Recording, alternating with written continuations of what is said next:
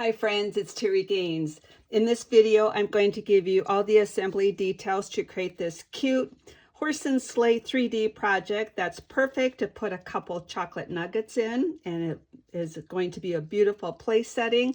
Plus, I'm going to show you how to create these standing trees. The product I'm using for this is from the Horse and Sleigh Bundle, which is part of Stampin' Up's new online exclusive products available July 6, 2023. With this bundle, you get some stamp sets or some stamps that you can cut out with the dies. You also get 4 sentiments, a couple background stamps, and then with the dies, along with the dies to cut out the images, you get some additional dies to create some beautiful paper crafting projects. The stamps, I've already stamped and colored in the images. So what you need for this project is one of the horse and sleighs cut out, colored. We are not going to use the couple. I'm going to cut them out, so I did not color those in. All the coloring I did was with the Stampin' Blends. I used the pecan pie for the horse. I have the light blend for the body and the dark for the hair. I used cherry cobbler, light and dark for the sleigh and for the accent pieces or accessory pieces on the horse.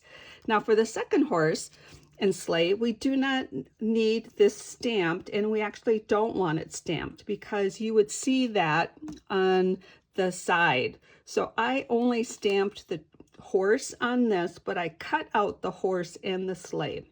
Now what we want to do is cut out the couple. So once you have this portion done, you are going to take a paper snips and cut off the reins to separate that from the horse, and then cut along the top of the sleigh and just follow that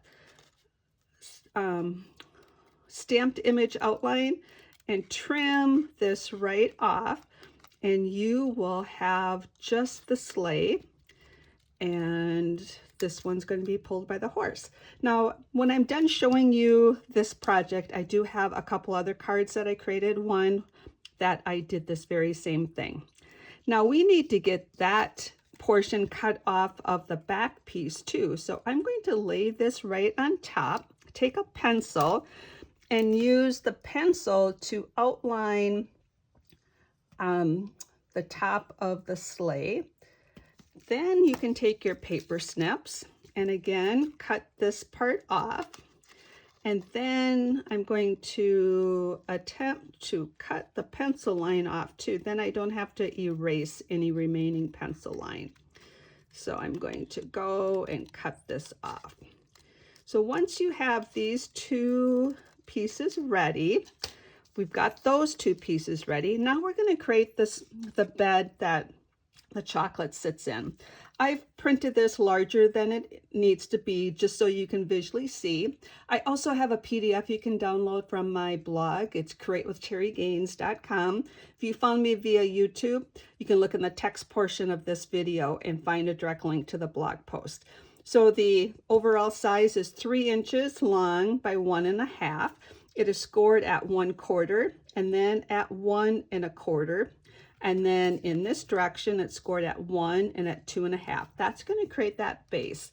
What I did on the back side, I put some of the tear-in tape. This is Stampin' Up! Strongest adhesive, and it's a 1/4 inch wide. So I put that right on that 1/4 inch space and right on that already. So I did that to save a little bit of prep work or video time.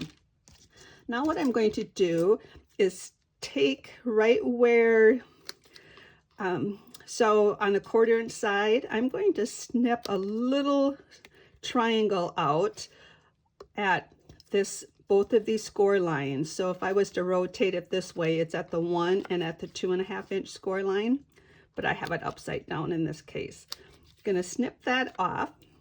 And by putting that adhesive on first, it's just going to save me putting 6 pieces of adhesive on those 6 different tabs. This way I put 2 on and I can snip that off. So we're snipping those off because we want this to go up and shape the base for the chocolate.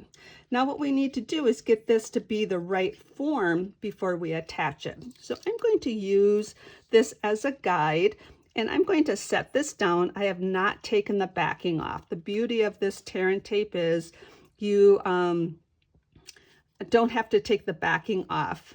Let me rephrase that. You can work with it, and when you're ready, you take the backing off. So what I'm going to do is kind of shape that like this, and I'm actually going to take the backing off this center piece right here.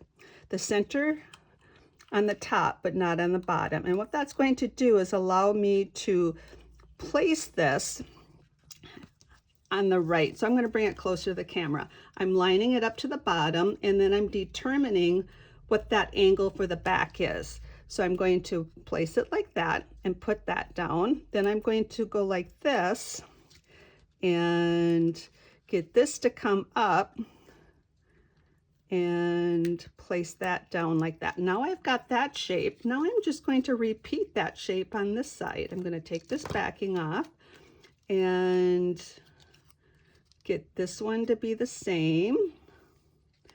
And I've already lost this one, but I think it's going to be right like that. Okay, that should be good. So it gets a little sticky. Now I've got my shape, and I've only made 4 of these so far, my first prototypes. And I think, as everybody knows, if you work with something a little bit more, and you might find an easy way to shape this, but we want to get these shaped before we take the backing off. And now I can place this down, and I'm looking to place it so it is right underneath here. And I didn't get that quite up as far as I wanted to, but you know, oops, that's going to be perfect. My videos are unedited. I'm not going to go back and edit this information out. That's just part of the learning curve on all of these. And as I mentioned, the more you work with something, you find easier ways to do this. Now we need to attach this one on this side. I have the backings off. So what I'm going to do is just bring this down, and if I can get the right view on with the camera, I'm going to attach this like so. Now, as I mentioned, I do have that portion visible right there. All you need to do is take your paper snips in and cut that out. It's just that side wall to the base. It is nothing more than that, and it's not a problem to make those adjustments. So we all get learning lessons on paper crafting projects or any project. So now we've got that base created, and now my little chocolate nuggets are covered with the distressed gold foil and wrapped with some foil paper. And now we have our cute little horse and sleigh 3D project. Now for the trees, what I did was I cut out the trees and with the dies, colored them in. And then you want to make 3 of the larger of the 2 snow hills. So I have 3 of these, and what I'm going to do is I'm going to adhere 2 of them together. But before I do that, I'm going to sandwich the trees in between them. So one of them is going to be right side up. I'm going to use the silicone craft mat. That works really good for applying adhesives on pieces like this. So I'm going to put my adhesive down. I'm going to place one tree over here and the other tree over here. I'm going to leave just a little gap there in the middle. Now I'm going to put adhesive on the back side of this one, and I'm going to sandwich my tree bottoms into this snowbank, just like so.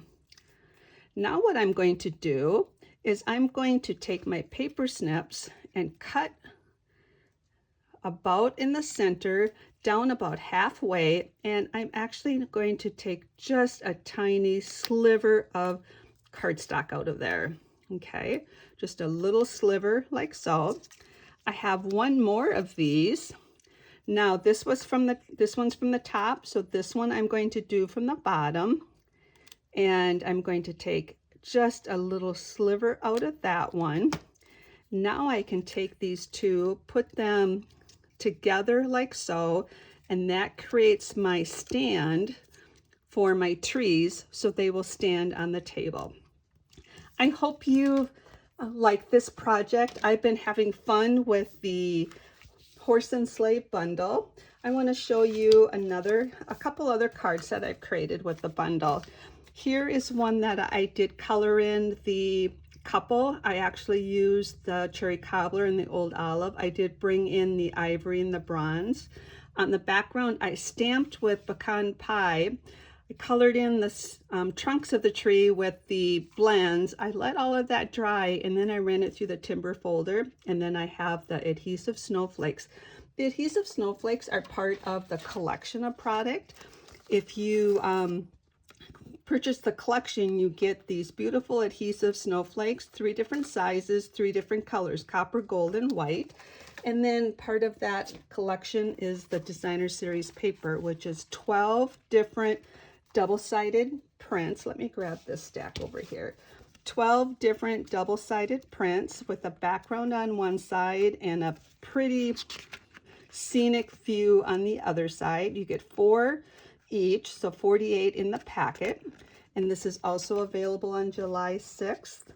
And on this card, I used one of those designer series papers. I stamped the sentiment, and then I have the horse and sleigh without the couple, and then I put a tree in to have a tree in the sleigh. Also, for the designer series paper, I used some of the paper to create these cards. These are 4 by 3 and then cut into 1-inch strips. And these 3 cards are really showcasing the beauty of the designer series paper. On this one, I added the deers from the Grove dies, which is in Stampin' Up's annual catalog. I hope you enjoyed these projects made with the Horse and Sleigh Bundle. And if you have any questions, please reach out to me. Again, this product is available July 6th. And if you look in the comment section, or I should say the text section of the video, you'll find that direct link to my blog post with all the details on how you can recreate this card with a free PDF.